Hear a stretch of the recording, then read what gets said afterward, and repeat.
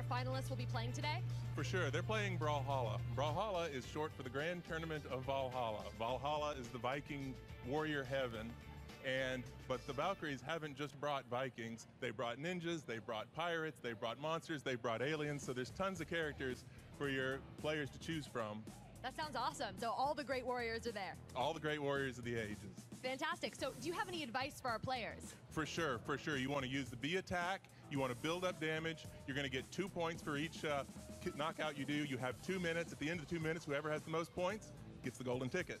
That sounds fantastic. Well, let's head on over there and get this final started. Indeed. All right, are you guys really ready? No, no, no, no, no. People, make some noise for this finale. Are you ready? Woo! All right, I would say press the button. Okay. And then what are they playing? countdown. Dun, dun, dun. That looks kind of like a mobile game. Anticipation is real. 3, 2, 1, brawl. What are they playing that on? I All can't right, tell. we've got 4 good characters here. We've got Ada. Ada has a spear and she has blasters. Really quick character, good for getting in close. We have Ember. Ember is a warrior from the forest. Oh, I think I've heard of this. This was a browser game, wasn't it? Very dangerous with the wolf character as well. Nash is our caveman. Caveman has a hammer, he has a spear, and he has some heavy, strong attacks. And finally, we've got that would explain the aesthetics, yeah. The cat woman has guitars, and she also has a sword, and she'll also be moving in for quick attacks. Now we look here, and some characters have, oh, there we already got a kill. We've got, ooh, another kill. Wow, they're racking them up quick here. You can fight unarmed, and that's fine, but what you really want to do is see these weapons, these weapons that are falling from the sky. When you pick them up, you're going to get one of your 2 main weapons, and oh, there we go. They have figured out the weapon system and are doing really well.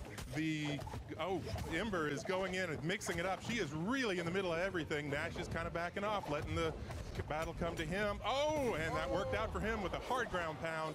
It's 4-4 with under a minute left. We have, anybody can get into this. Ada can get in with a nice double kill. Azuri can get back in with just a single kill. It's tied up at the top. It's mixing it up right there in the middle. Wow, there's 30 seconds left. Ember's got a weapon. She's right there in the middle. She's holding on to that lead. Oh, she's picked it up. She's got 6 points. Somebody needs to step up. We're under 30 seconds. Welcome. Pay close attention. Hopefully you'll learn something. Close it out. You guys need to move in. You got to take it away from Ember. She's doing well. You heard him, guys. You got to pay close attention. Azuri's got the ground pound. She's Thank you, coming in for Easel. it.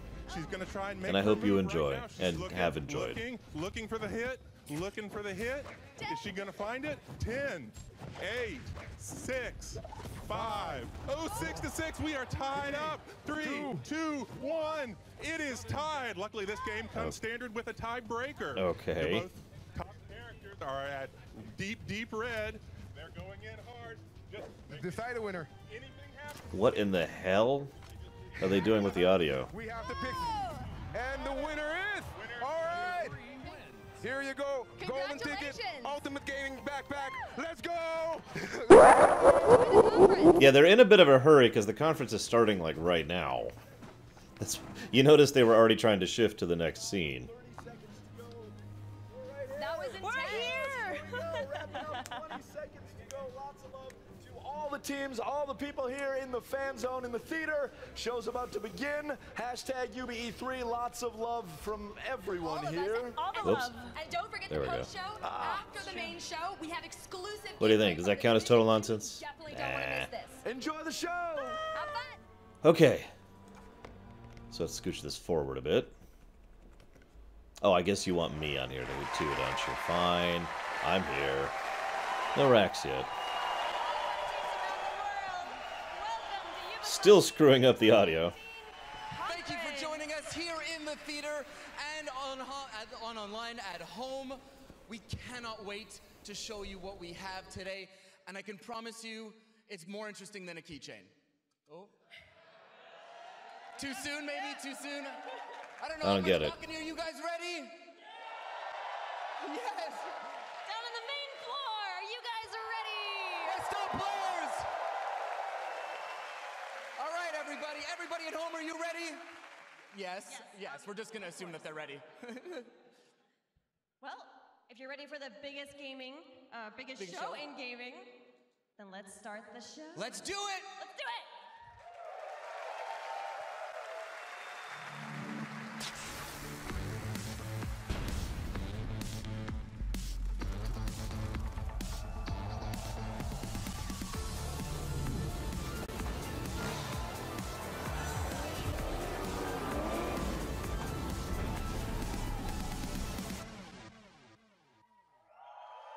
Okay.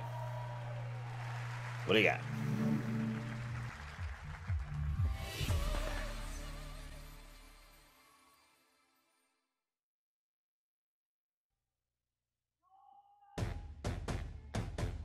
Panda Man.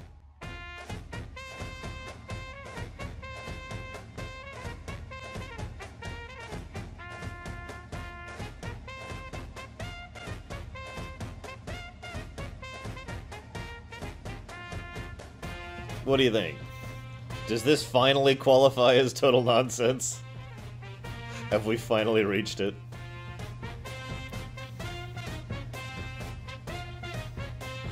I mean, this is well coordinated. This is a lot of work to make something like this work. You notice it's one cohesive shot, too. But this is still total nonsense.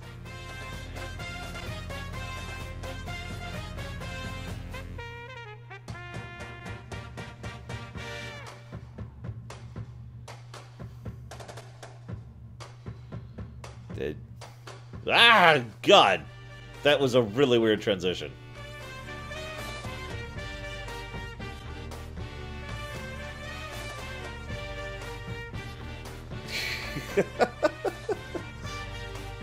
Wow. I think we can officially say this is total nonsense. Let's go ahead and mark that off on the thing. Which means 2 more bingos, by the way, with that slot filled.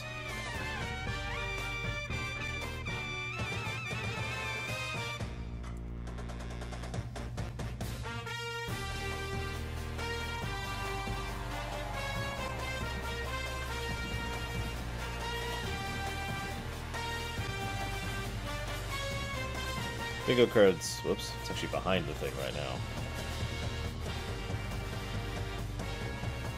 Don't do this. There we go. Just really quick, here's our bingo card right now.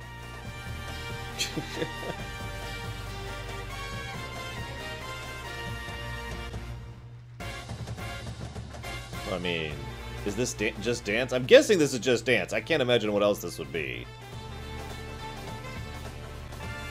I keep trying to see what the hell they have on those flags. There it is. Okay, yeah, just dance. There you go. Woo!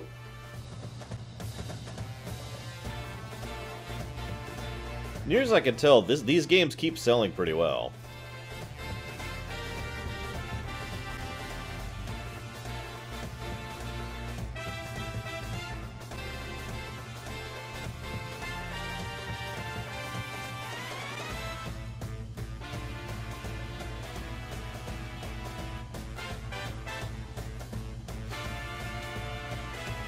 I don't know, Easel. Yes, this is actually Kingdom Hearts 3.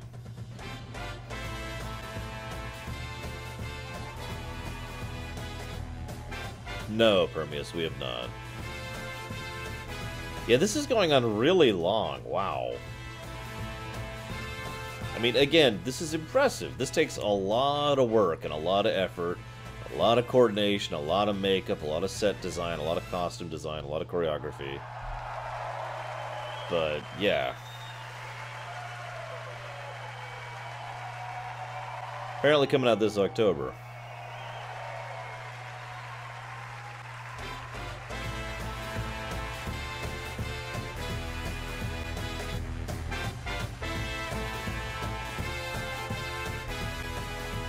Yeah, a lot of rehearsal, too. A lot of rehearsal.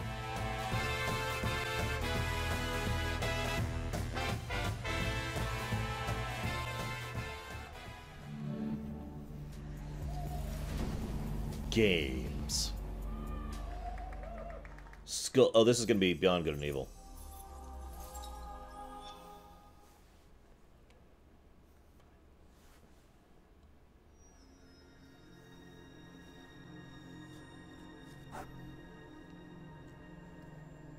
Yeah. No, I think it's Beyond Good and Evil.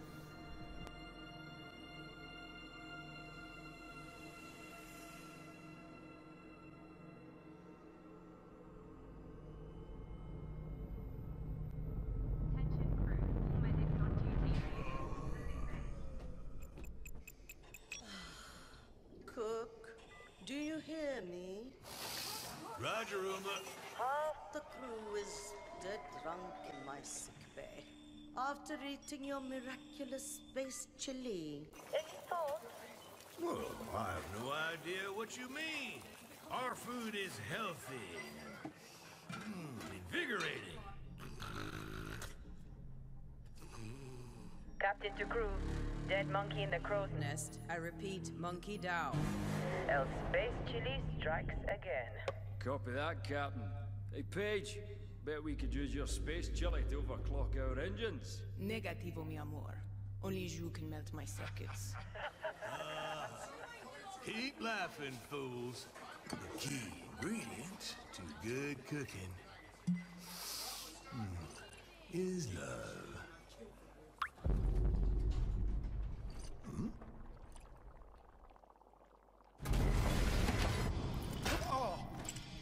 What?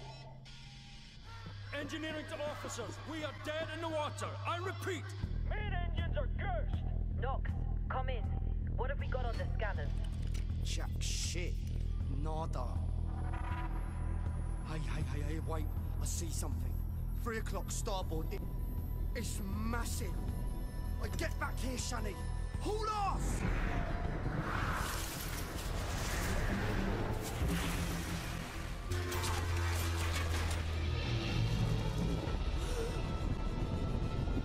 This is pretty cool. Give me auxiliary engines. Deploy shields and bring up out now! Brace yourselves! Ooh.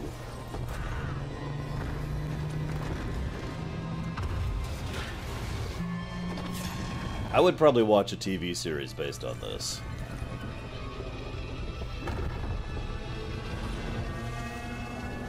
Oh, we're not going to see gameplay. Gods protect us.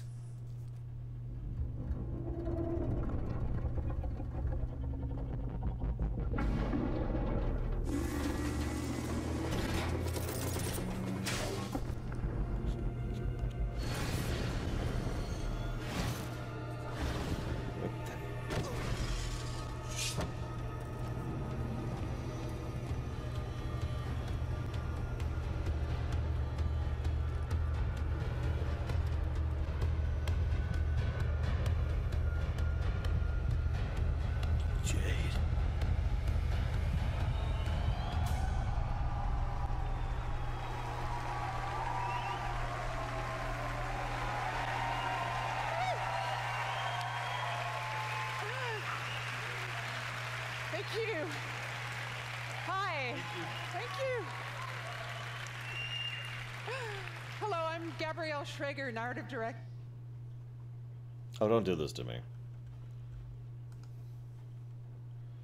Don't do this to me. Full of wonder, emotion, danger, and high-stakes drama. Last year, you all saw the enigmatic green-eyed Captain Dakini leading the legendary crew of the Gada on a quest to discover the location and the mystery behind a deep space artifact known as Moksha. But Dakini has since gone missing. Shani is now captain of the Gada, and she's leading a crew into the deep, unexplored space beyond System 3, when they come face to face with their nemesis. Fans will have recognized a ferocious young Jade.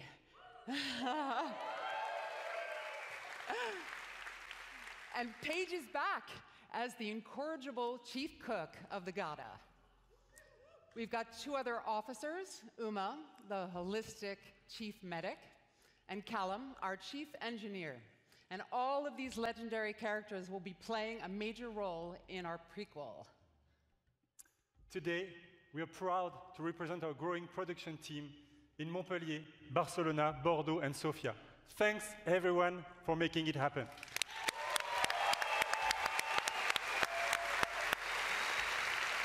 Thank you. Thank you for them. Thank you. Thank you for them. In BGE2, you are a space pirate captain in a distant galaxy near the end of the 24th century. Yep.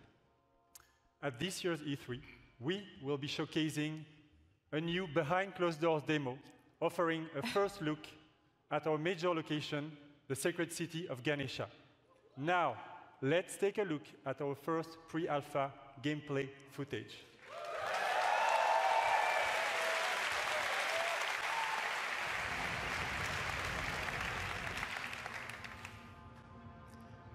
Ganesha is a metropolis filled with sacred temples, beautiful gardens, and bustling shops. But it's also a darker underworld, rife with dirty bars and dangerous back alleys. Our game is an action-adventure RPG that you can play alone or with your friends in co-op. From the intimate interior of a hidden temple to the very edge of the galaxy, fight on the ground and in space at massively different scales. And all of this seamlessly. What you will be seeing at E3 this year is only a very small part of a much larger open universe we are creating. A I like the universe we jetpacking. are also building with our fans. Yeah, let's go.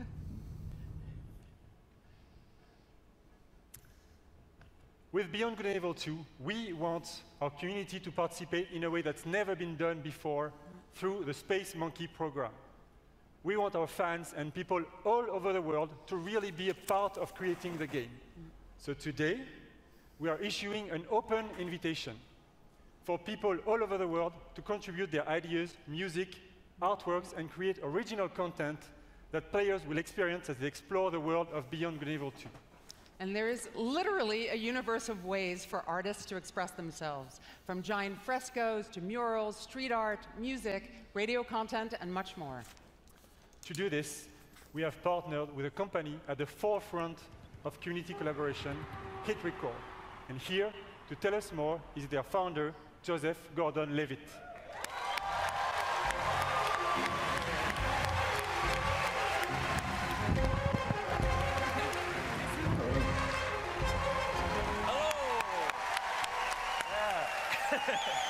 Thank you.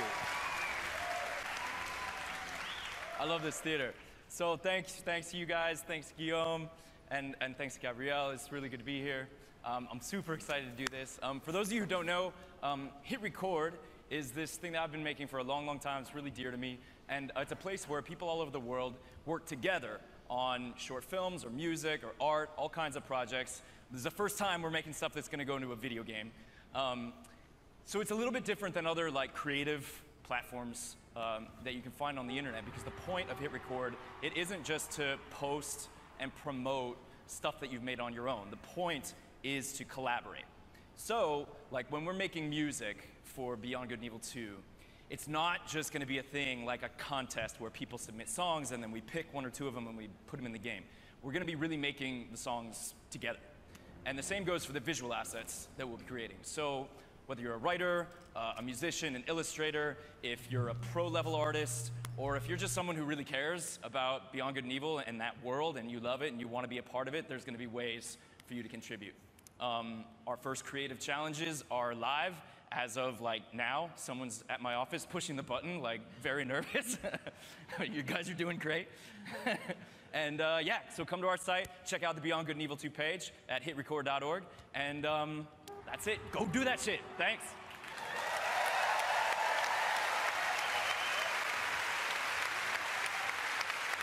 I'll talk about that later. That's a complicated topic. I just don't think I'm going to be cynical about that. That's all I'm going to say right now. Hit Record's approach to community collaboration is inspiring, and we're incredibly happy to be working with Joseph and his team. And we really can't wait to see what the community creates, so let's do it. Me too. We will be showcasing some of this content at our very first dedicated community event, the BGE Fest, which will take place in Montpellier this fall. Thanks, everyone. Have a great E3. Thank you!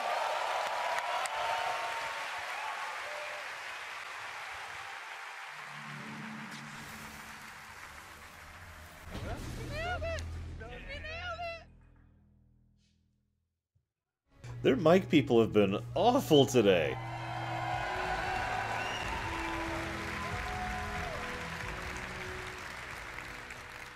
What's up, everyone? My name is Justin Kruger, community developer on Rainbow Six Siege. And I'm here today to talk about our community. Our community that inspires us and drives us every single day. The Siege team back in Montreal has actually been so inspired by seeing all of the millions of people playing our game every single day over the past 2.5 years. We've actually absolutely loved seeing our community grow, and I'm excited to announce today that the Rainbow Six Siege community is now 35 million players.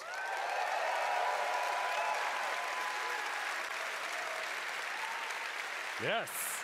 Thank you. I wish I could hug every single one of you, but I don't know if my arms are big enough to hug every single one of you. That would take a long time as well. As you can see, as the community grows, so does the game. And as you can see behind me, Team Rainbow has recruited the Italian GIS operators, Maestro and Alibi.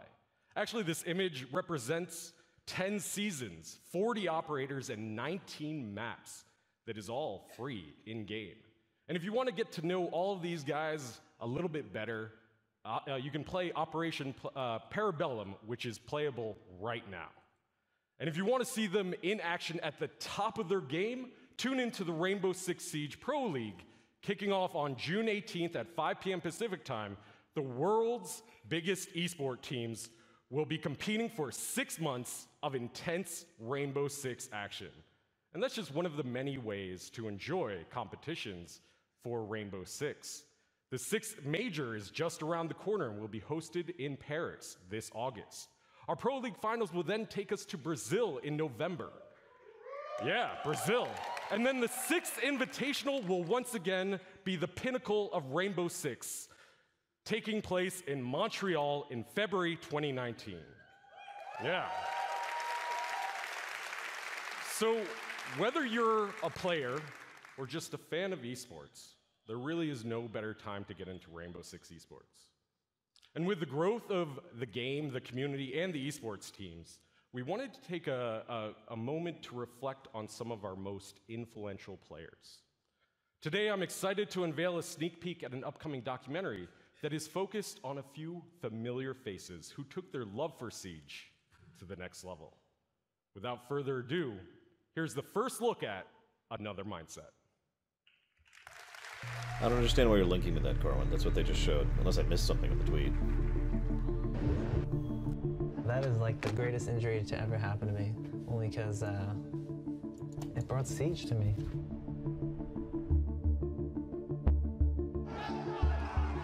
I've been doing this for what? Since year 1, season 1, right? And I failed. Now I'm going to speak from a position of ignorance. Succeeded. So that's what we're going to do. How big is Siege esports, like, comparative to other esports out there? I lack information about it. De umas pessoas que eu nunca vi na minha vida, que eram torcedores da BD.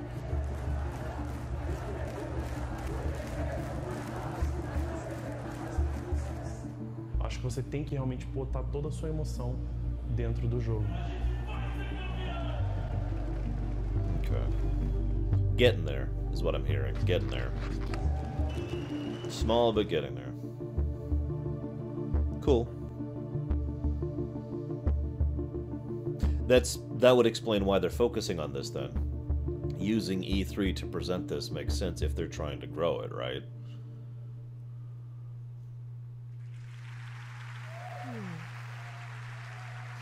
Oh, that would make sense, Hugo.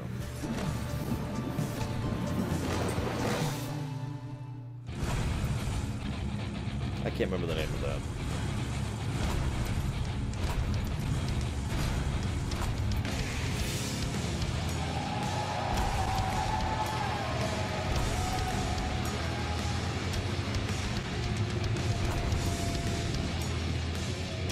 I really can't remember the name, but I've actually played one of these games.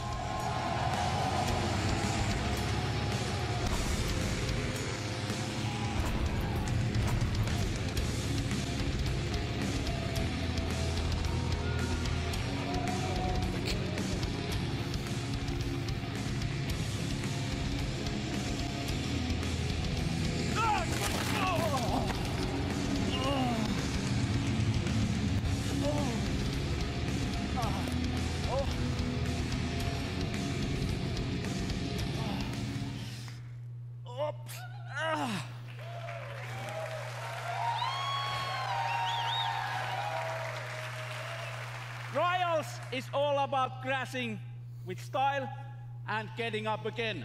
Hello! I'm Oh, that was incredibly staged, yes. Director of Trials and also Prime Minister of Finland. Now I'm pleased to announce the Trials is back and it's bigger than ever. I'm trying to remember which one. I have played one of the Trials games. I just can't remember which.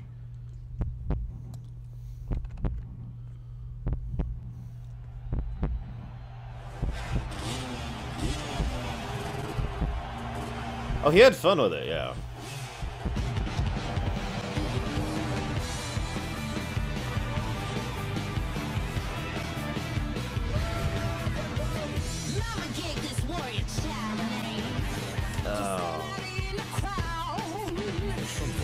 Sorry, I'm going to talk a little bit to avoid as much copy wrong here as I possibly can. I want to say I played Trials HD or Trials Evolution. I'm not sure which. It's been a while. It's been a while. It was fun stuff. Like, not the kind of thing I would get invested in.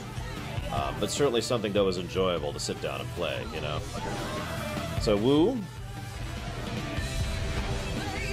I've also seen some speedruns of these games, too, which are very enjoyable. Yeah, the amount of tricks, it's basically a puzzle game, functionally. It's a puzzle platformer.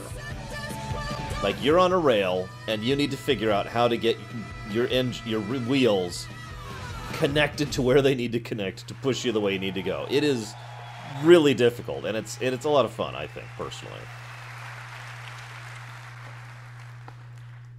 Sorry about that.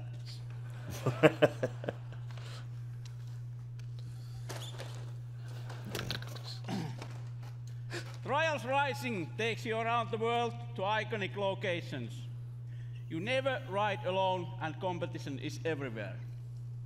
But competition is nothing without the players, and our community has always been a pillar of Trials. In Trials Rising, we work with our players more than ever. To explain more, let me introduce Brad Hill, also known as Professor Fat Shady.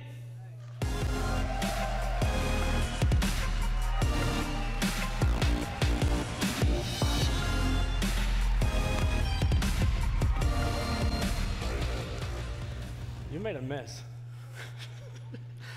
Well, thank you, Auntie, and hello, everyone.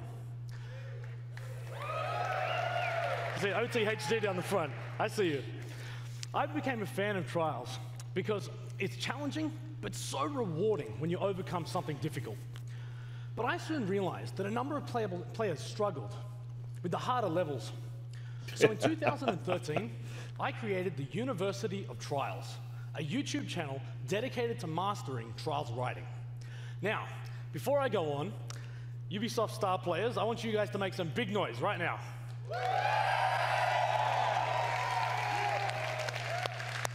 All right, well, 5 years ago, I was a star player just like them. But when Redlinks began work on Trials Rising, they approached me to design and create all of the tutorial content within the game. It has been an amazing experience for me, but I wasn't the only one involved. 20 community members, known as the Trials Elite, there, have been involved in the development of this game for the last 2 years. Whether they were track builders, streamers, or speedrunners, each brought something special to help shape this game. Now, if you want to get involved, register online at trialsgame.com for a closed beta happening later this year. Good. That's it. Let's go. Hey. We're not going to put a big coming soon up here. I think people are going to want to know the release date. Yes. You're right. Trials Rising will release on February 2019 on PlayStation 4, Xbox One, PC, and the first time ever also Nintendo Switch. I might pick that up on the Switch. Probably on sale. But I might actually pick that up. If you are E3, come to our booth and we'll show what Trials is about. Crashing with style and getting up again. Let's get out. Let's go. Thank you, Let's go. everyone. Have a nice E3. like I said, guys, if you have a chance, try the Trials series out. It's like I said, it's basically a puzzle platformer, and it's very tight gameplay, and it's a lot more fun than it looks. Honest. Again, functionally, you're basically on a linear rail as far as like it's fully 2D, but you have complete control over where you are on the 2D, right? Like that right there. This is actually a good example of what I'm talking about here. Don't do that. Don't do that. Or that. You can do that, though.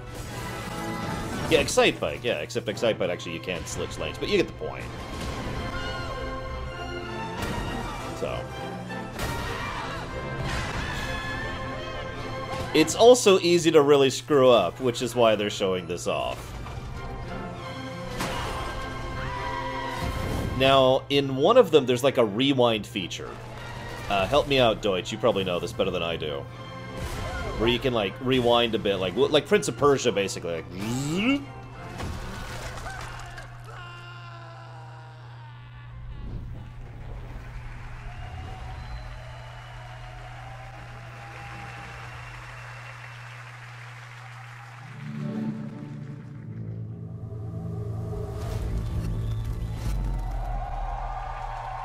I think you're right, Deutsch, yeah. And I'm pretty sure that's the one I played. A lot of people versus trailers. My name is Julian Garrity, and I'm the creative director on Tom Clancy's The Division 2. Nope, I'm not going to prejudge. On Black Friday, I'm not going to do it. a strain of the smallpox virus was released on dollar bills in New York City. The infection and chaos spread across the nation. 7 months later, the virus has mostly burnt itself out, but America is tearing itself apart. Washington, D.C. is at the heart of this battle. Under constant threat from dangerous factions, civilians are trying to rebuild. In their survival lies the seed for the rebirth of society.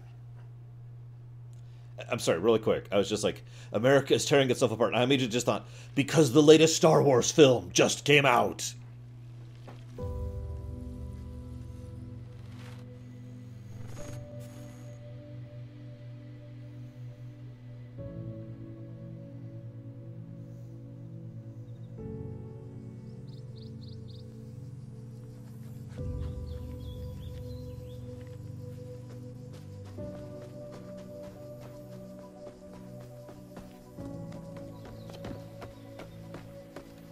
We gotta show a kid before we show the dark times. The dark times. I'm not gonna shake the webcam. I keep screwing it up when I do that.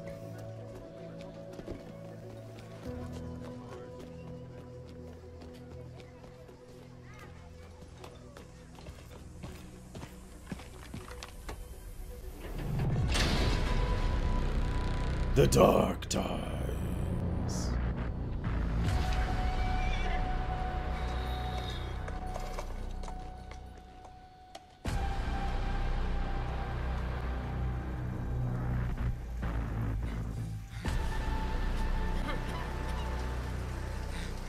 That looks healthy.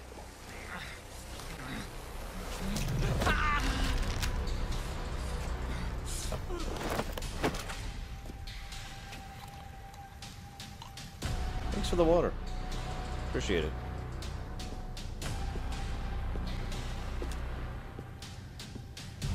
Why would you waste a shot on him?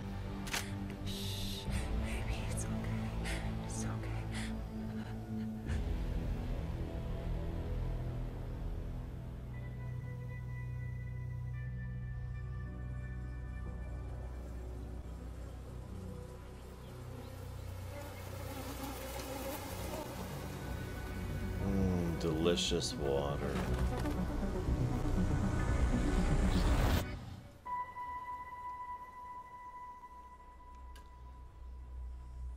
This trailer's going on too long. It's weird. Like, I feel like it can't decide what it wants to do. No! Keep moving. I didn't do anything. Some of you may believe the rules are unfair.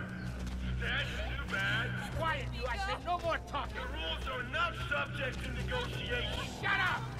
Defy the rules, and there will be consequences. Let's go. Come on. Examples will be made.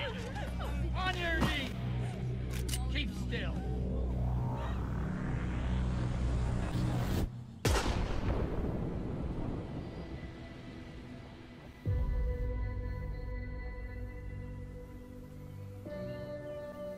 It's still going.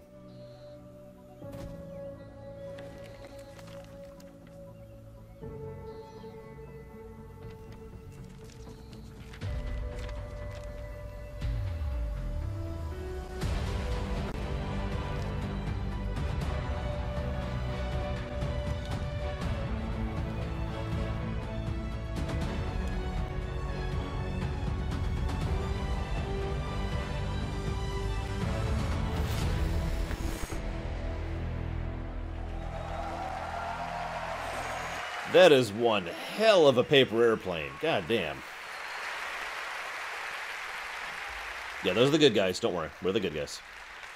You are the last line of defense for those civilians and for the country. If you fail, history will be written by tyrants. If you succeed, history will remember the few brave heroes who fought to save a dying nation. I'm not saying anything. This setting lays the groundwork for a compelling story-based campaign in which your actions have a clear impact on the lives of civilians.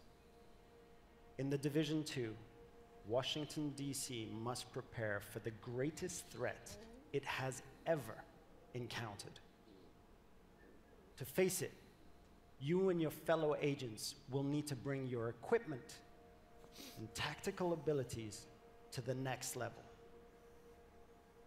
Once agents reach the end of the main campaign, it's time to select a new progression path by picking a specialization. But why would you keep playing if you beat the game? It starts with the choice of a signature weapon, powerful and unique weapons that complement the rest of your equipment. Yes, I know Division 1 was like that too. As you progress with your specializations, you will not only grow in power, but also unlock additional tools and abilities, including exclusive versions of skills. Specializations enable you to truly complete your own personal playstyle, but also to synergize with other players and take team play even further. Speaking of teamwork, I'm excited to announce that for the first time, 8 players will be able to partner up to face the ultimate endgame challenge. Raids are coming to the Division 2.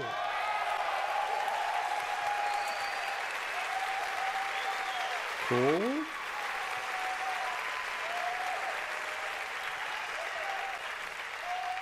We learned a lot. We learned a lot from working on the first game.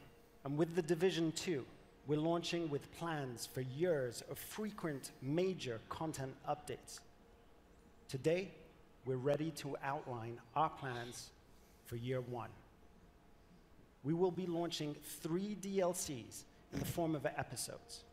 Each one will bring new story, new areas to explore, and new activities.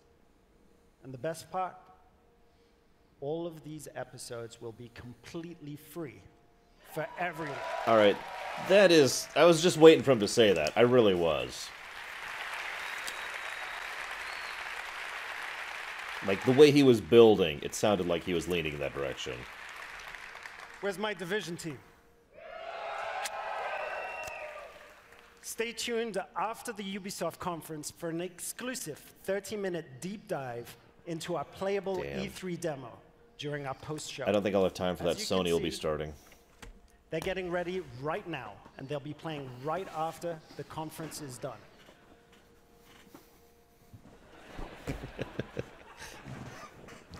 Until then, remember, this is history's defining moment. hope for No, the that was future World War I. lies in you, agents of the Division. Thank you.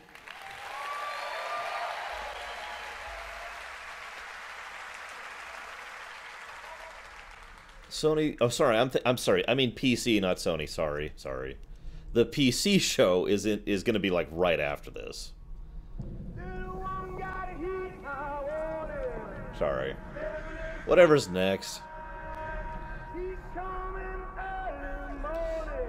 So I could be cynical and bitter about that. It's easy. Like, I already gave my opinion on The Division. Division 1 was a massive disappointment for me. All I'm going to say is I'm glad they're trying to focus a little more on the story this time around. Because there was a story in Division 1, but it was crap. And it basically ended after like 3 hours. You know? So I'm hopeful. I'm not saying I'm going to get into this, but I'm hopeful they are actually having more of a story focus this time around. Although the fact that you don't unlock classes until after you finish the main campaign, that's not encouraging.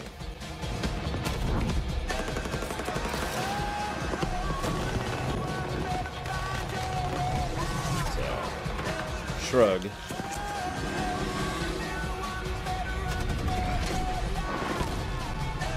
Or just be like Destiny 2, yeah.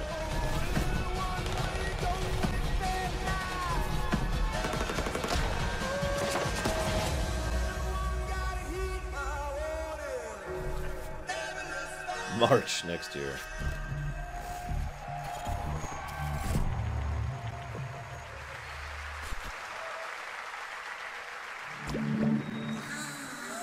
Okay. I was joking.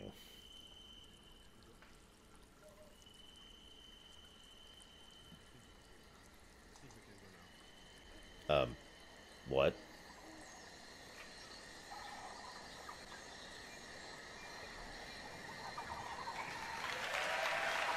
Okay, Ubisoft, we need to have a talk.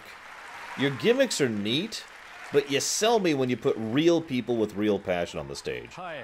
It's not like you don't know that. You've done that. And it's an honor to be back here 1 year after we announced for the first time and released the game. It was incredible. It was. So, as a team, I just wanted to thank all of you for the support and all the feedbacks we received. Thank you.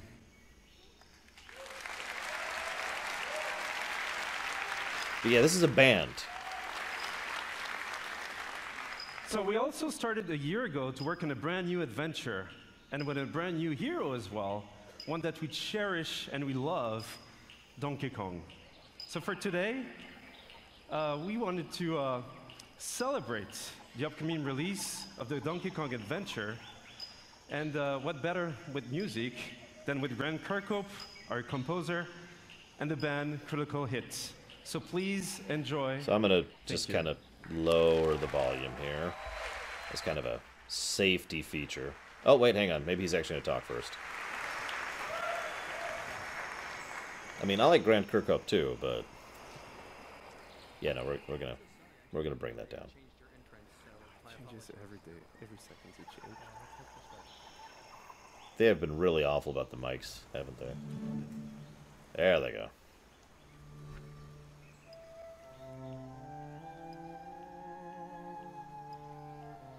Okay, maybe this won't be too bad. Usually if there's no lyrics, we're okay.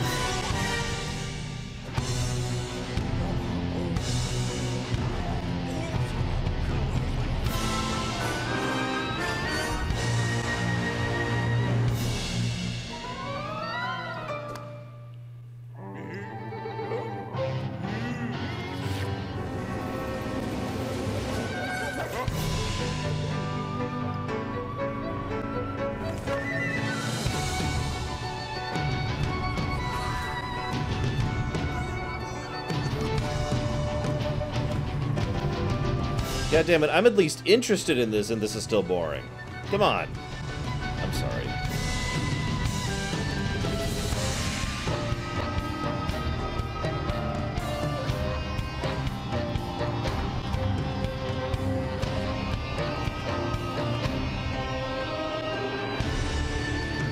It looks like it's either a sequel to or an expansion pack to Mario Rabbids, which is great! Like, I will probably buy this. But, like, what is this, you know? I mean, every now and again, the camera flits through what looks like an actual gameplay sequence. And it looks like Mario Rabbids, Mario XCOM.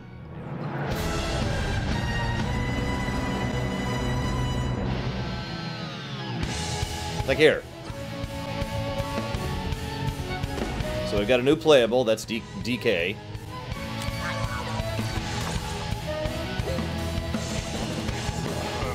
Yeah, new enemy types, new maps.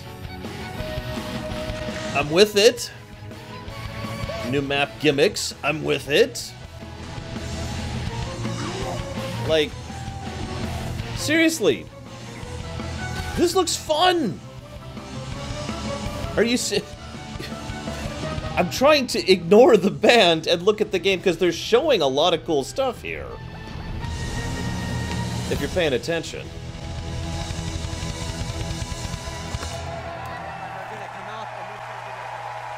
So it's DLC. Okay, so it's an expansion.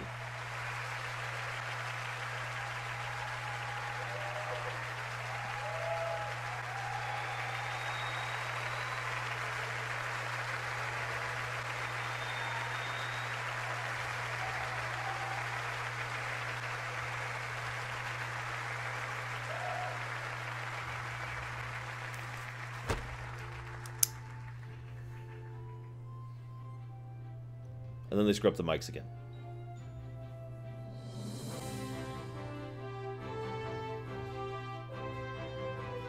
Exactly, Max Time. If they had just shown that trailer, I would be far more interested, honestly. They did show off actual gameplay, and new mechanics, and new levels, and new enemies, right? Like, there was real showcasing there. And then there's a band. So is this the pirate game that's actually going to be good? I can't remember the name of it. It's the one that isn't Sea of Thieves. Like, there was Sea of Thieves, and then there was the other one. The old guard was wiped out. Those who kneeled were now at the gates of hell. Was it Skull and Bones? Killing us off, burning our seas from shore to shore. We thought there was no way the Empire could win this game. As fate would have it, the tide turned in our favor again. A new wind was at our backs, blowing us straight to heaven. In our new Eden, there was only one rule. First come, first serve. Yeah, why is he in the right ear? It's on me. It's on my thing too, guys. We became kings, queens, lords, and masters of our own new worlds. Fortunes poured down on us. They had their empire. Now it was our turn. Enemies became friends. Friends became enemies. The best didn't trust anybody. The philosophy of the day was more and more. We were alone at the top of the food chain.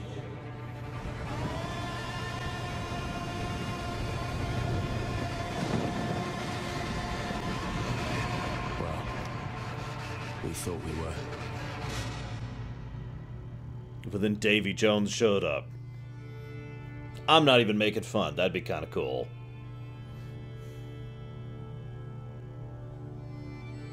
In a dog-eat-dog world, we were wolves. And wolves hunt in packs. So, give me something real. Like, you showed this off at last E3. Come on. Of Skull and Bones, there are soulless empires. There are greedy trading companies, and of course, ruthless pirate games sailing the seas. But there are no heroes. Hello, my name is Justin Farron, Creative Director at Ubisoft Singapore. And for the past year, my team and I have been anxiously awaiting this moment to invite you, our fans, to join the hunt here at E3 2018. Piracy is dead in the Caribbean. The Empire is crushing all those who oppose them. So your next big score? The Indian Ocean, home to the richest trade routes in the world, where merchant ships carry cargo worth over $10 billion a year. And you're gonna steal every last fucking coin. First, you need a target. You pick up intel on a heavily guarded frigate, fat with African diamonds meant for the Grand Mogul of India. That treasure will help you claw your way to the top, to become the pirate that no empire can take down. Second, you must know your hunting ground. Our reactive and evolving world is reflected in what we call fortunes, presented to you by Taljeed, the fortune teller. Now, fortunes reveal changes in factions, weather, and the trade routes themselves. Today, Taljeed reveals favorable winds. That means more rain and snow, but also more competition. And now I'm proud to share with you the essence of Skull and Bones, a shared world where every player encounter matters. Will you fight or will you ally? This is what we call the hunting grounds. All right, pirates, let's head to the hideout and have a great E3. And shut off my mic. Don't forget. Don't forget. The convoy starts here, in your hideout, deep within the Chagos Islands.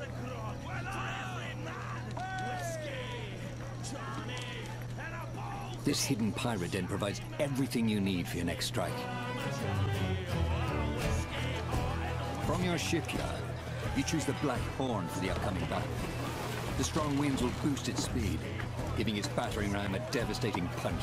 So, what's it gonna be? Next, choose the right crew and gear for the mission ahead. Ship customization. Deadly Cool. cannons are slow loading, but deadly at short range. Actual stats, Rockets also are cool. blazing fast, and deal powerful damage from every angle. Unlocks too. With everything loaded, let's head out.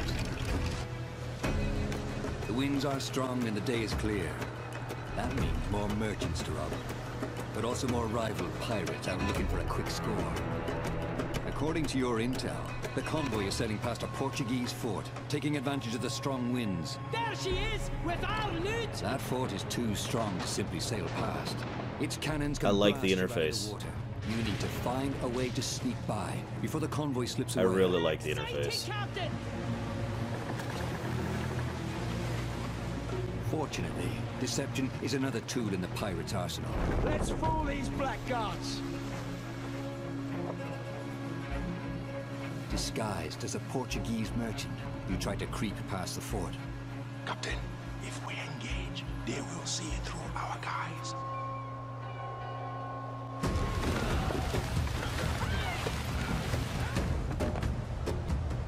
Portuguese merchant and escort! This island provides perfect cover for a surprise attack. It better have shanties. Plus the Johnny. for an intercept. Rigging your sails for speed. You want to catch your victim off guard. Captain, there she is!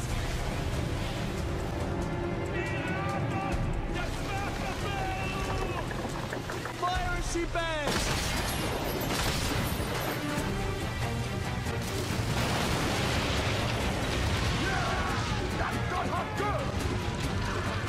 Notice the bounty indicator, GTA style.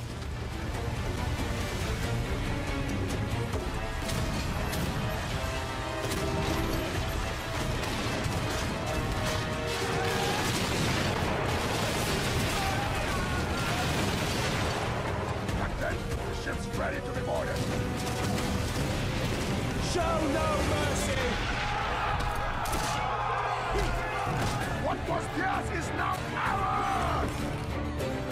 Loot boxes.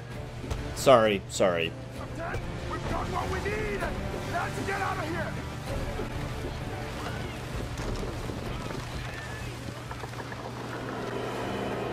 Sail! Warship sighted. Portuguese frigate ahoy! Your attack has alerted a powerful Portuguese warship. At the helm is a Commodore, too tough to handle on your own. Even worse, you could lose your loot. You need help, and you need it fast. That one's with us! Other captains have answered your call. 4 against 1 should even the odds.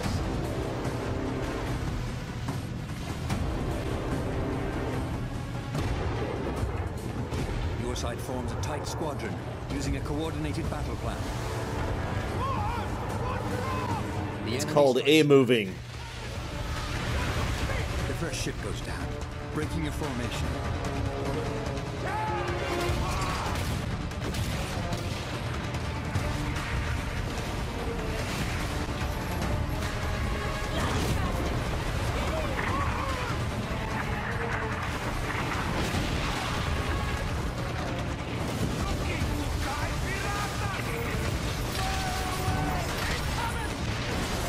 I think they're gonna ram him.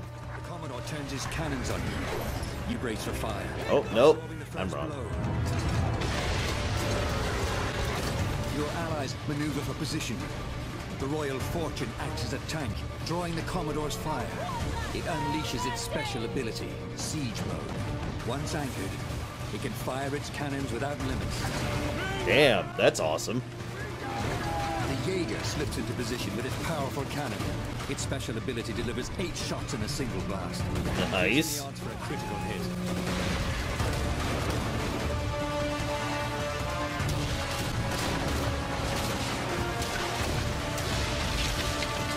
The Royal Fortune can't hold out much longer. It's up to you to land the killing blow. I mean, you got the ram. Use it.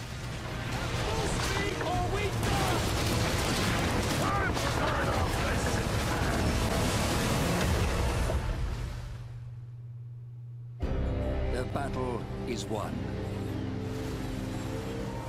But the glitter of gold can turn new allies into deadly enemies. So now we kill each other. For there is no honor among thieves.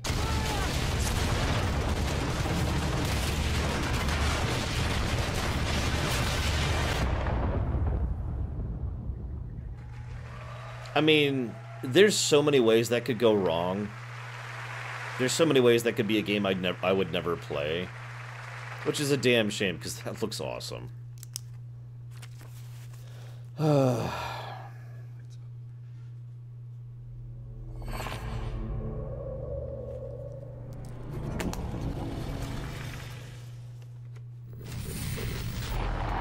We'll have to see what they do with it. Digital space. You're completely safe. What the heck is Transference? What the heck is Transference? And why is Frodo on stage? And how much did it cost to get him on stage? Hello, everyone. My name is Elijah Wood, co-founder of SpectreVision. Though we're known for our film content, we're also avid gamers. And the opportunity to partner with Ubisoft was something we had to be a part of. And my name is Benoit Richer, game director on Transference.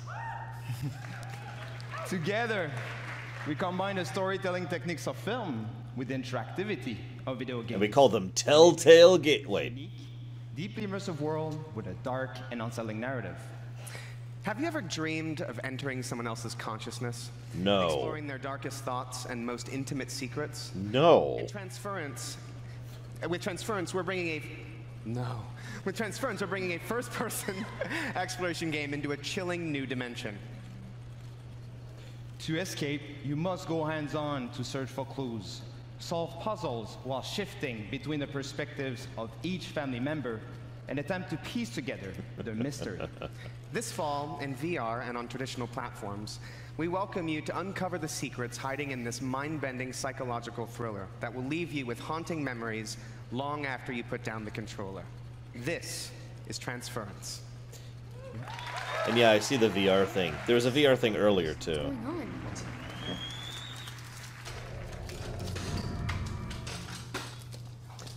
I do like that Woods has gotten into game making. You're gonna sit here real That's kind of slow, cool. okay? Just hold still. Don't believe his lies.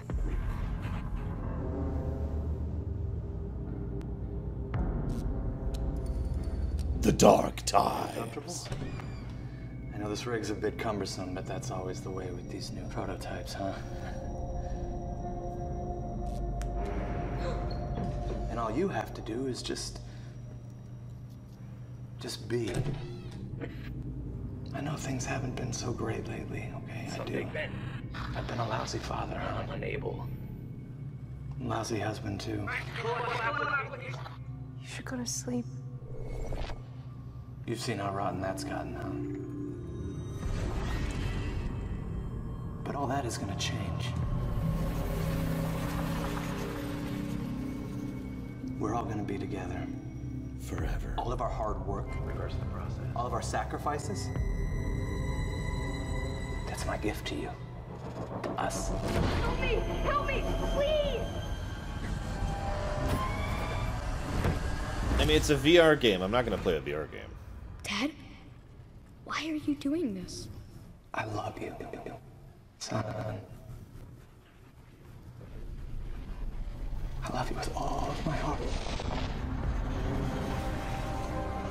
Okay, I'll admit that is properly creepy.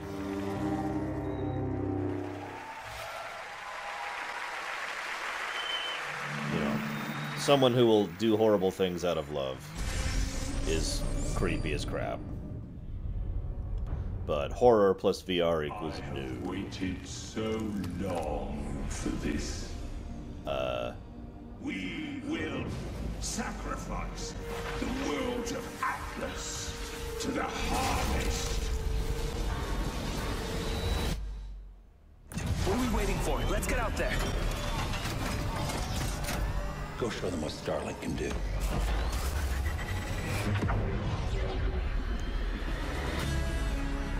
What the heck is this? Oh, this is Starlink. I've heard of that. The Legion is growing. There aren't enough of us. We need to find help from every planet in Atlas.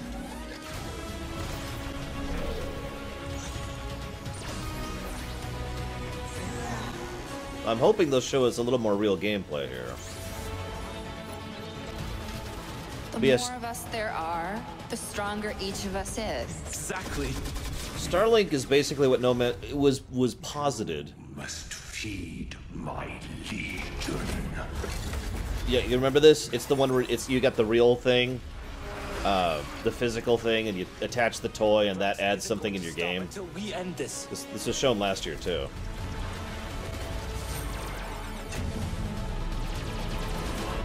I will finish this. But yeah, the idea was that this was basically supposed to be Skylanders and what No Man's Sky should have been. Like, that was even how it was being posited a year ago. Apparently coming out October. Interesting. Thank you. Hello everyone, I'm Laurent Melville, Creative Director on Starlink Battle for Atlas. Last year, revealed our modular starship innovation to the world and showed you how players could reconfigure it instantly to adapt to any challenge. As long as they bought the toys. We're excited to show you what the depth of the open world that we've built and put the game directly into your hands. We're going to take you on a journey 400 light years away from Earth to the Atlas star system. Discover exotic planets, meet fascinating local factions, and forge your alliance.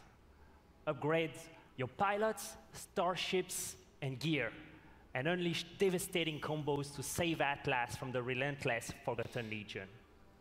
The mission will not be easy. Atlas is a dangerous place, and our heroes will need all the help they can get. I do not know if the toys are mandatory.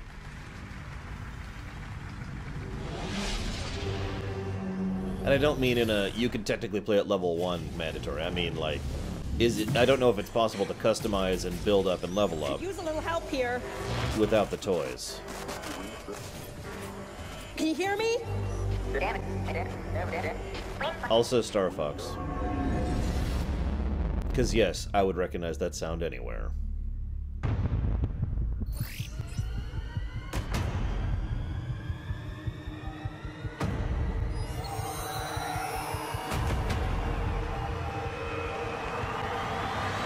Let's rock and roll, boys.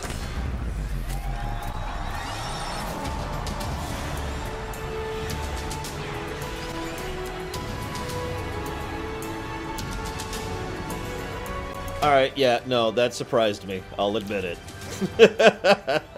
That surprised me. It shouldn't. Ubisoft has been collaborating with Nintendo for years. This is nothing new. So, I shouldn't be surprised by that. Hello. Hello. Hello. Hello, everyone. My man. Hello, everyone. It is an honor to welcome Star Fox in Starlink, Battle for Atlas. Isn't it, Laurent? It's amazing. Ever since I started working on Starlink, I wanted to invite Fox and his crew into the game. And Star Fox on Super Nintendo was the first 3D game I've ever played, and I'll never forget that. And so for me, this moment is a dream come true. And this dream was only made possible thanks to our long relationship with Nintendo. Yep. We can't wait to play Fox on the Nintendo Switch. I would like to give a special thanks to a dear friend with us in the audience today. Ladies and gentlemen, Mr. Miyamoto. Look, I'm sorry. I disagree with the man on many things. But that man gets applause from me. Hello, how are you?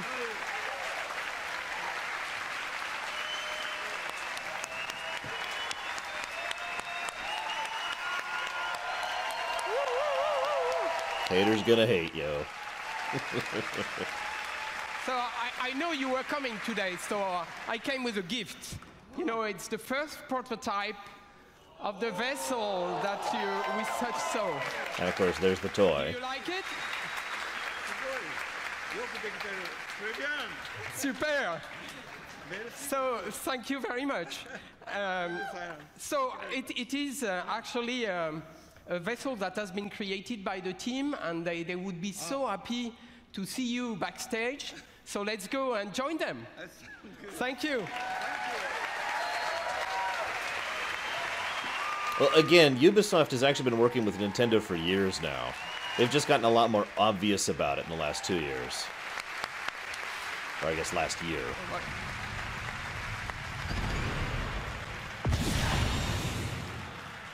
Thank you, Mr. Miyamoto, and thank you, Yves. For everyone at E3, please be sure to come by the Ubisoft booth, where we'll have a full hands-on demo for you to try. For everyone else, Starlink will launch on all consoles on October 16th with Star Fox as an exclusive Nintendo Switch experience. I mean, I'd be getting it on the Switch. Thank you. Thank you. Also, all consoles. Thank you so much. Always in favor of that. Check out starlinkgame.com to pre-order the game right after the conference. Thank you so much for being here today, and have a great E3.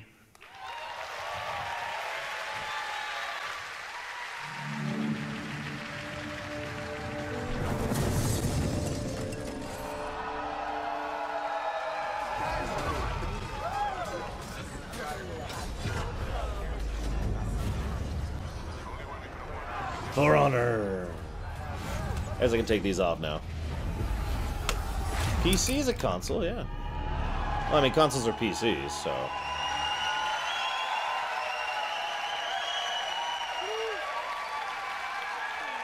Streamers, Yes. cosplayers, artists, tournament organizers, and all of our players, you are for honor.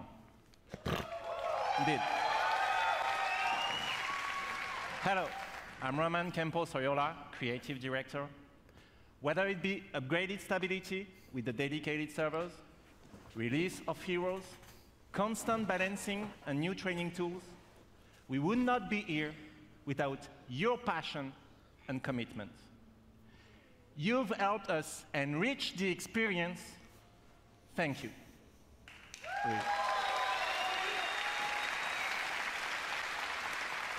But actions speak louder than words, right?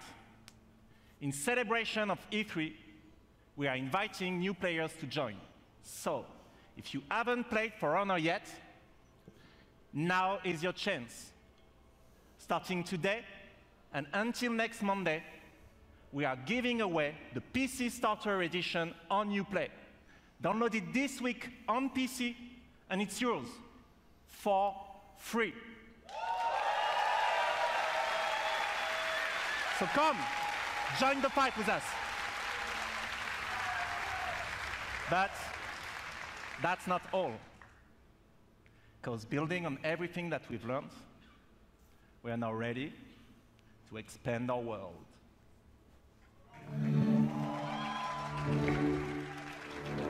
The only reason I'm not 100% positive is I don't know what the Starter Edition entails. Still potentially a good move there.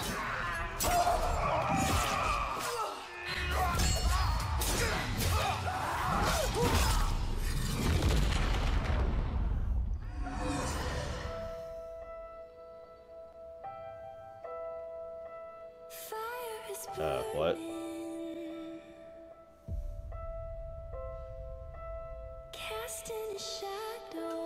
Okay. For dishonor. Yeah, I was gonna say,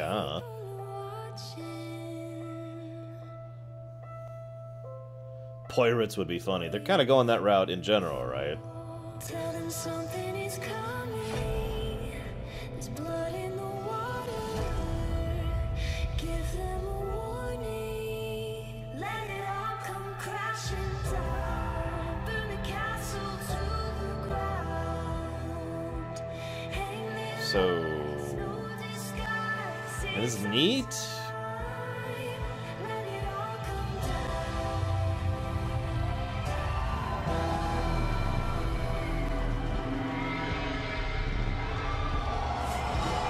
Interesting.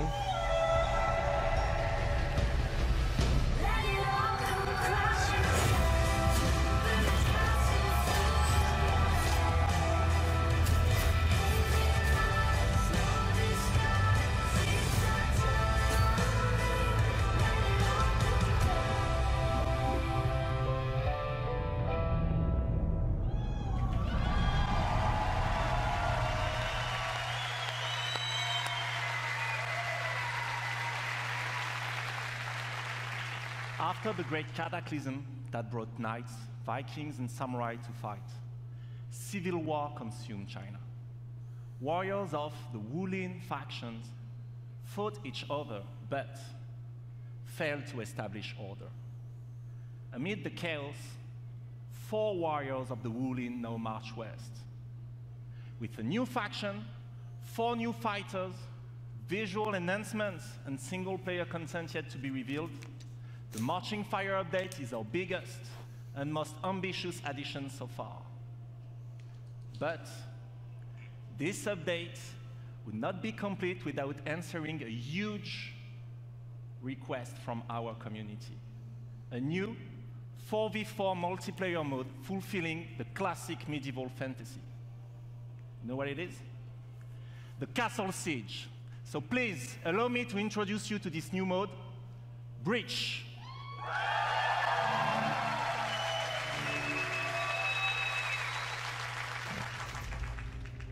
Cool. Like, I guessed that from the trailer, but cool. Alright, first thing you do is you spend several days being really, really bored and slowly starving.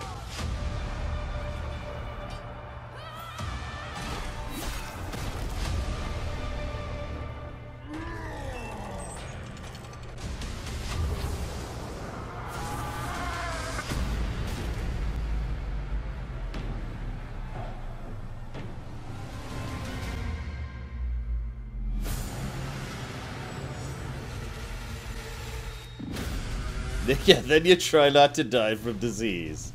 Then you try not to die from dehydration. Then you get a disease that makes you dehydrate. Then you send your negotiating team out.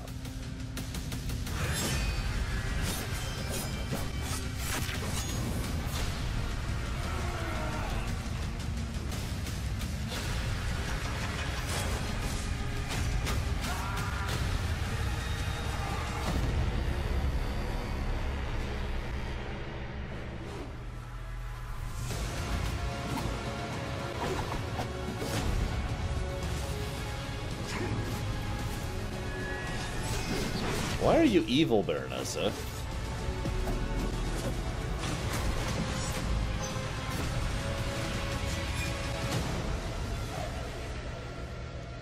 Then the Lich King shows up.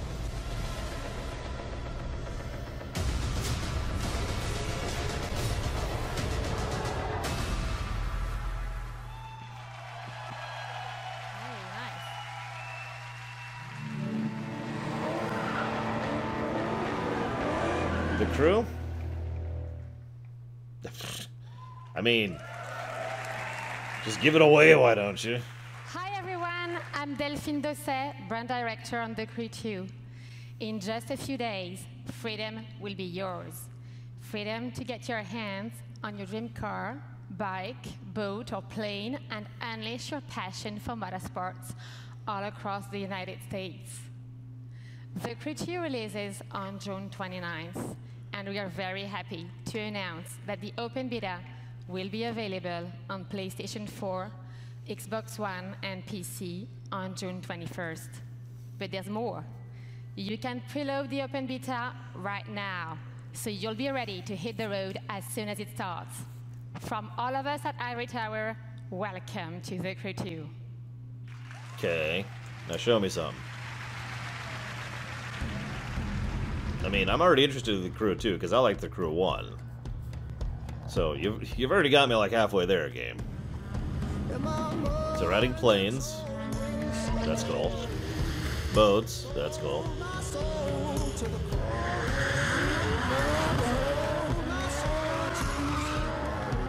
Drifting isn't cool. Nobody likes drifting.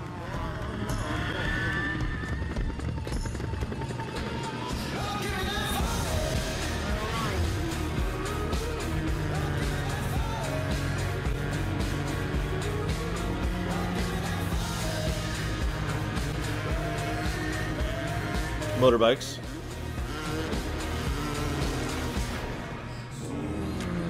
Yeah, I feel like I'm watching a Forza commercial for some strange reason.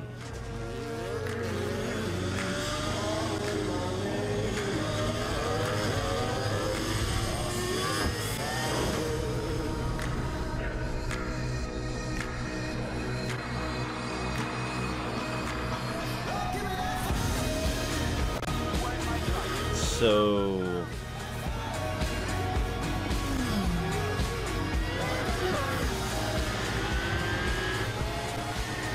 I mean, yay, but there are things I would like to know I am not finding out here. Is it the same map? Is it a larger map? Is it a different map entirely? Do they have anything changing about the way the map works? How are the long-term races? How do you interact with the NPCs? Is there a campaign and a story mode, like there was in the first game? Is there rain and snow? How can a child save us all? Why is this Assassin's Creed Odyssey? He's sentenced to die. Tell me, Nikolaos. Tell me before you let our son go.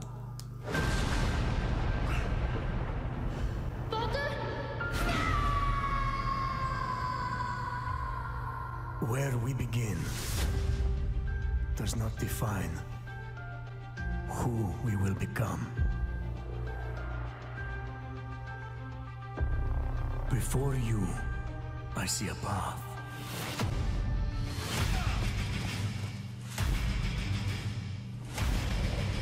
Built by friendship and family. Looks like the Origins engine. And loss, war and bloodshed.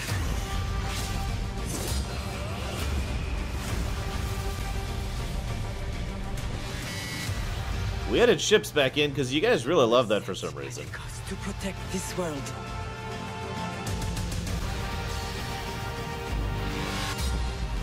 You carry the blade of Leonidas. Act like it.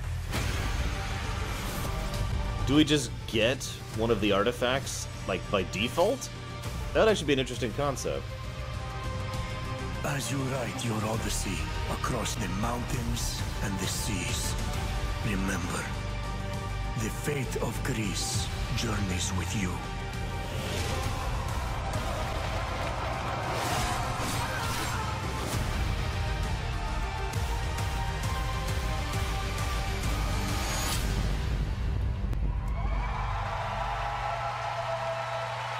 Yeah, you remember when we had a playable section of the game in Assassin's Creed the 2 era?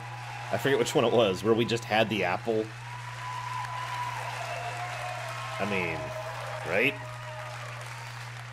Thank you, thank you. I'm Jonathan Dumont, Creative Director of Assassin's Creed Odyssey. Assassin's Creed Odyssey is more than just an adventure. It truly is a role-playing journey.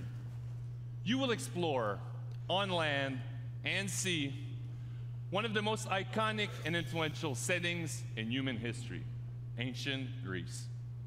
The golden age of Athens saw the rise of democracy, modern medicine, revolutionary art, and Western philosophy. And Persians. But it was also a time of war. A devastating conflict between Sparta and Athens, the Peloponnesian War, divided the Greek world and changed the course of history. In this world of contrast and opportunity, this land shaped by the gods rages a battle between order and chaos. This is where your adventure begins. You, a simple mercenary, an outcast, to take on an incredible quest to save your loved ones and become the legendary Greek hero Greece desperately needs. Our teams in Quebec and from around the world have spent the last 3 years putting all their energy, passion, and dedication into this project. We have continued to transform Assassin's Creed into an epic RPG experience. An RPG in which you will not just play an Odyssey, but your Odyssey, shaped by your actions and choices. And the first choice you'll make at the start of the game is to choose your character. Nice. I know, it's not actually that big of a deal, but it's about time. Or Cassandra.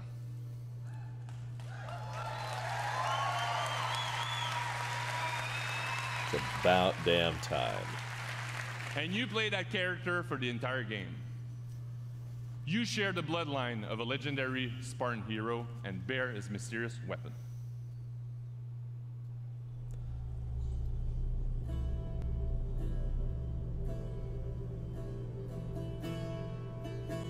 Your turn. Leonidas' spear. You're old enough now. My father's spear holds a certain burden, but you're ready. That's not what I mean, Bernice, and I think you know that. Think of Leonidas. He had great courage, and he made a great sacrifice. You share in his blood and the strength he possessed. The broken spear of Leonidas gives you access to powerful range, combat, and stealth abilities that you can unleash on your enemies. Okay, so it looks like we really do just get an artifact weapon to start.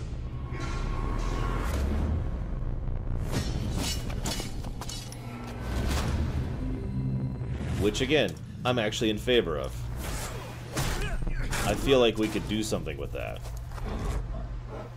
I mean, I've been arguing for years that we literally play a superhuman character in the AC series.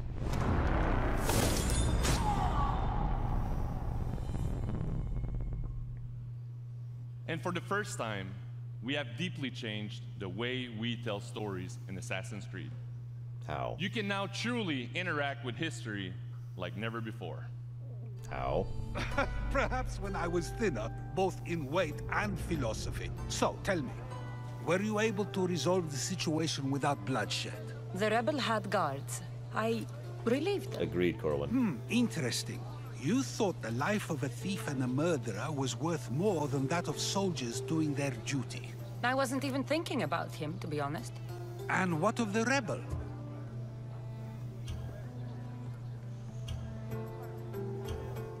He should be halfway to Mykonos by now.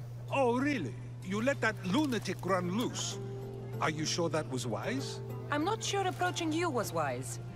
Our choices are like ripples on water. They seem tiny and insignificant at the beginning, but they can become devastating tidal waves by the time they run their course. As I said, the dialogue's a little on the nose, For the but... next few days, you can experience this for yourself here at E3 in our playable demo. And for you at home, here's a full gameplay sequence of Assassin's Creed Odyssey. Thank you, have a great E3. Alright, show me some gameplay. Because that's what sold me on Origins. The game of Origins was phenomenal.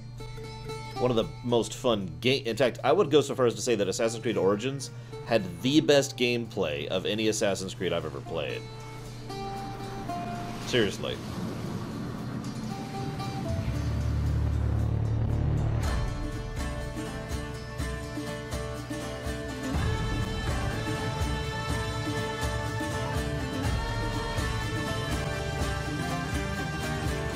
I said gameplay.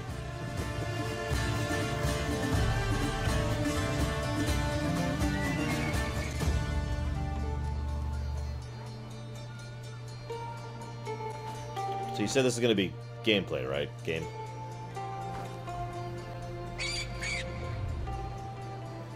Okay, there you go. So, Origins interface. Looks like our wanted level over here or something. Seeing this?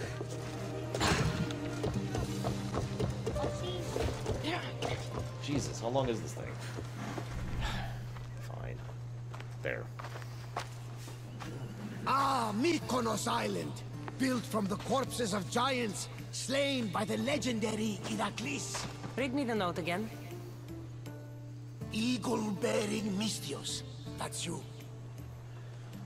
We are a small but fierce group of rebels who'd pay you handsomely to help us overthrow our Athenian oppressors. A warrior named Diocles fights with them. None who face him survive. Please, Mystios, our people are dying. Signed, Kira. What did your informant tell you? Word has already spread of you sinking those ships. There's a price on your head. Whew, that didn't take long. There's also word of Spartans landing on Mykonos. So, I'm here to find Kira, who wants me to kill Diocles. An Athenian ally. Who's at war with Sparta. And don't forget the bounty! Business as usual, then. Gods protect you, Cassandra. Thanks, Varnavas. But they'll be too busy protecting Diocles from me. I was gonna say, a discovery mode would absolutely sell me on this. Without hesitation. And yeah, Ubisoft usually does their historical backwork for these kind of games, especially lately. It also looks absolutely gorgeous, and I don't just mean the quality of the graphics. I mean, look at the design of the graphics, the way they present, and the level of detail they put into the little stuff. Mercenary, this can't be good. I could point out many things that they are doing right here from a purely visual gameplay. God damn it. God damn it. Sorry. You can thank Krallis for that. You won't escape me! But yeah, art direction here is gorgeous. Come and take it.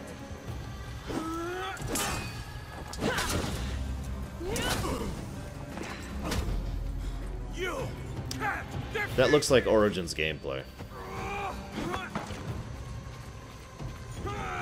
Looks like cooldowns, abilities based on weapon, and a ranged weapon too.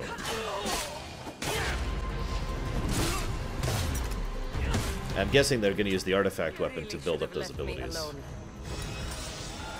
Oh, guys, I think I'm sold. I think I really want this.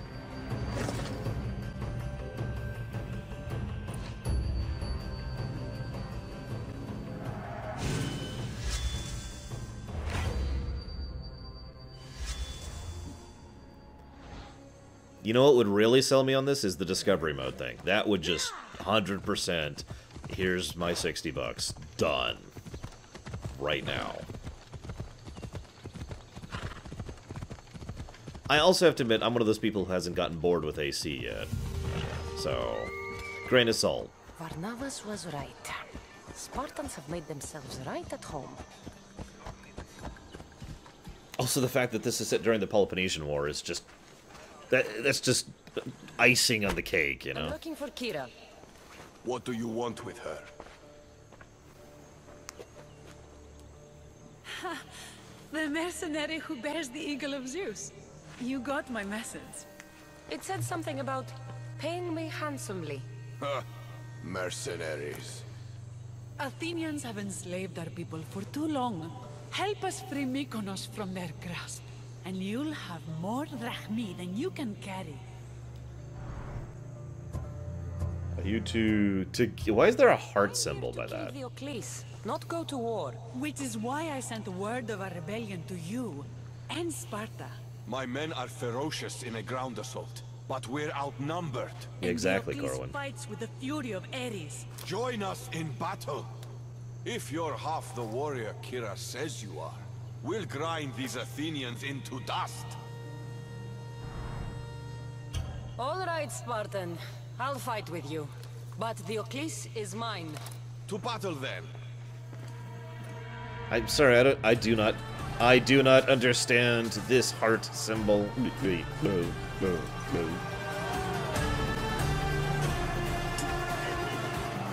Okay. That's actually impressive in a weird way. Like, we usually don't have large-scale interactions like this. I know they're not actually all there, but still. That's kind of nice. Yeah, large battles. That's kind of new. There's the boss.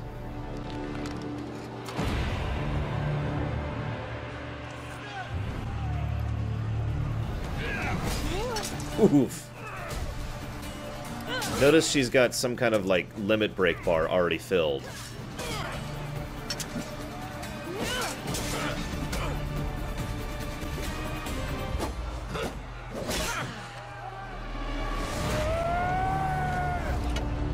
Zeus has abandoned you, Eagle Banner! Diocles! Your life ends today!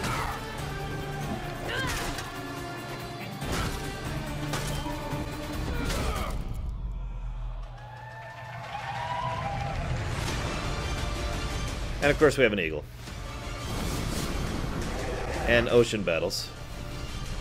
And underwater. And horses. And it looks gorgeous. Yeah, no, I'm sorry guys. I'm sold.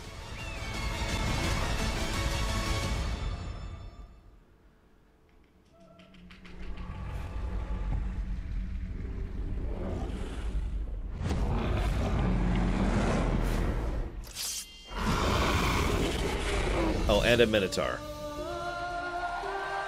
Which may or may not actually be a Minotaur, given the pseudo-fantasy nature of the set. October! God damn it. Too many good games coming out this year. I don't have time. Oh, is this the wrap-up? This looks like the wrap-up. So yeah, they ended on Odyssey. That's not a big surprise. Now, when everyone come out here, don't worry. None of the mics work correctly. It's okay. Hi, everyone. And thank you for joining us. And thanks to everyone watching from home. To our teams, it's an honor to work with some of the best in the world. Congratulations on a great show.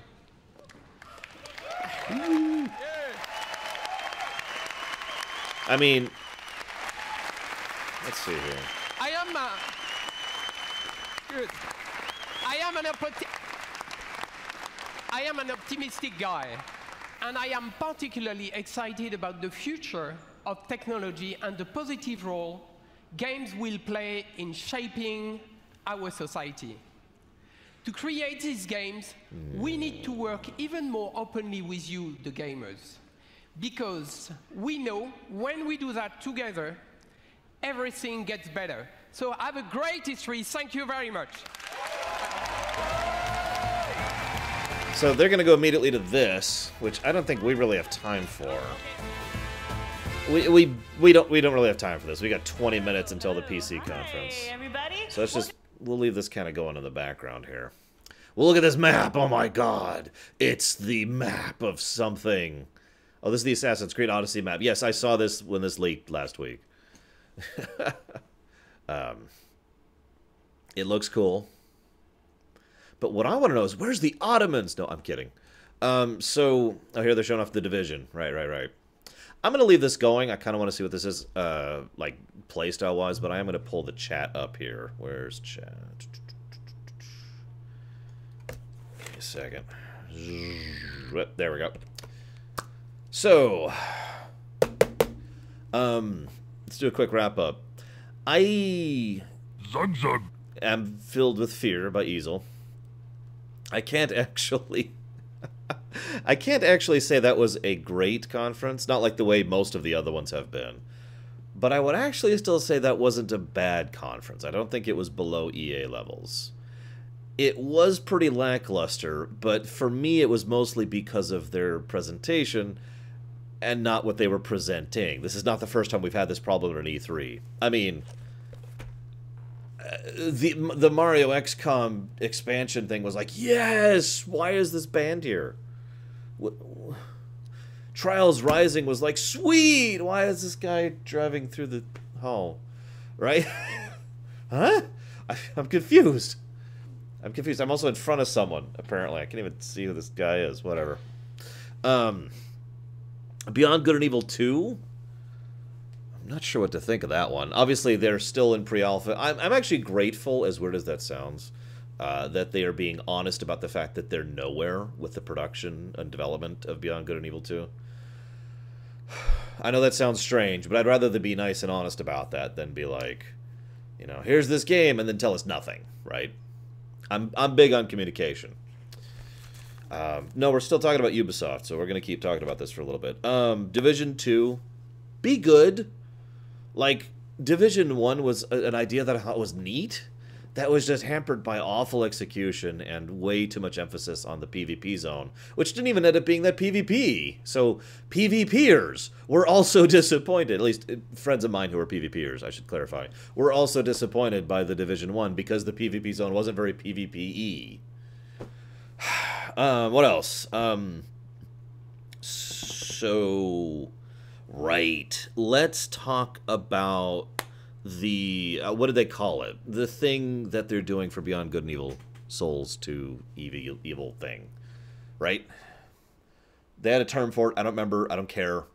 The thing where players, viewers, people who do not work there, hit record, that's it, can get involved. Let's talk about that.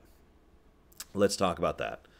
Because there's a real topic there. And I'm going to try and cover this as quickly as I can, because we need to get over to the PC Gaming Show. I'm pretty sure it's already started, the pre-show.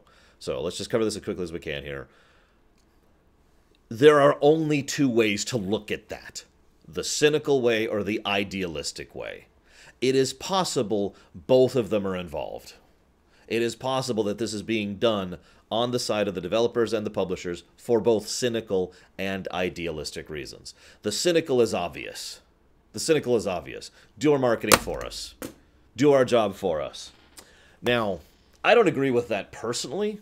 I look at this from an idealistic perspective because I understand just how much additional work and effort it takes in order to do what they're doing. Like, to put this into simple business financial terms, if I have a choice between having my own department create something in-house or reach out to other people and handle the legal side of paying other people so that they can get involved and making sure that I quality process each thing to ensure that nothing bad or unacceptable gets into my game and then put it into the game, this first thing is always going to be cheaper, easier, simpler. Right? That first thing, from a financial perspective, is the safe and correct choice. That's why I say I'm not 100% sure if this is purely a cynical thing and why I can't look at this from a cynical perspective, because it takes more work to do what they're doing. Now, Hit Record, sorry, does pay contributors. I was kind of looking at a few things in the middle of the conference. I wasn't able to find 100% confirmation if they are paying contributors or not. If they are, cool. They probably aren't paying them that much. Let's just be blunt about that. But I'm still at least partially more in favor of this than not. Because, and Catabo just kind of hit the nail on the head there. Because what they're doing is they're grabbing creativity from many, many different people. Right? Like that's the old saying. One person can be creative to a certain extent. 50 people can be creative to a larger extent. That's functional math. So we'll see. Honestly, this is going to be a we'll see. That's really what this is going to be. I like it on paper. Moving on. So I talked about Trials, I talked about Division, I talked about XCOM. Skull and Bones. I have nothing but questions about Skull and Bones. Skull and Bones looks like a game that would be absolutely phenomenal to play with my friends. You know, it's kind of the exact same question I had with Fallout 76. Can I play Skull and Bones with Bob, Bob 2, and Bob 3, and we're all co-oping our way through that? Or do we just go after a mission and then anyone can screw me over at will as they desire?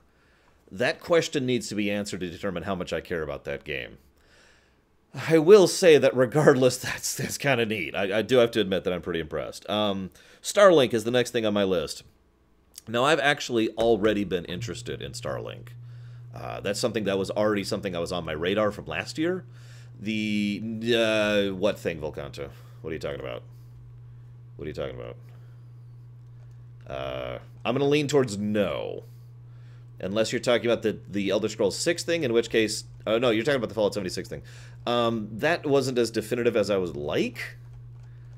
But if what you said is implied correctly, then that does mean that that we're not... Yeah, I had trouble finding it earlier. I was like, there's nothing in the E3 channel. Anyways, I was already interested in Starlink. Need to know what's going on with the toys. Need to know whether or not I have to go buy some amiibos in order to play the game. Paraphrased. Star Fox, cool. Good to see Ubisoft and Nintendo doing more stuff. We've seen good stuff out in the past. I want to see more good stuff in the future. Next thing. For Honor. Now, I'm actually not a fan of For Honor. It's just not my thing. But I do know two people who play For Honor, and one of them has been talking to me for quite a while, about how much they want like an additional playable faction or playable characters. So I'm thinking this is at least, positive, at least kind of cool. This is neat. I like this idea. But honestly, I'm not someone who can... I'm invested. I'm not the person to talk about that. I can only talk from a tertiary perspective. It does sound like they're pushing the story forward, which I do think that's a good thing. So we've got new faction, new playable, new story, and it sounds like the new mode, which they didn't show enough of that for me to really speak to. There wasn't enough concrete gameplay like what we're seeing right now. This is actual gameplay on the screen here. This is actual people at the conference playing the game. They didn't show enough of this, so I can't speak to the Breach mode. But at least, woo, theoretically. Crew 2. They didn't... I think I already said all I need to say about the Crew 2. I'm already partially on board with the Crew 2, because I liked the Crew. And then, you saw, right? I had like 6 questions to ask immediately after, and then one non-serious question, and they just didn't answer it, so... I am at least inclined to pick up the Crew 2, but I want more info. This is becoming a trend, isn't it? And finally, Assassin's Creed Odyssey frickin' sold. I need to stop throwing my pen. One more. Frickin' sold! There we go. One more toss.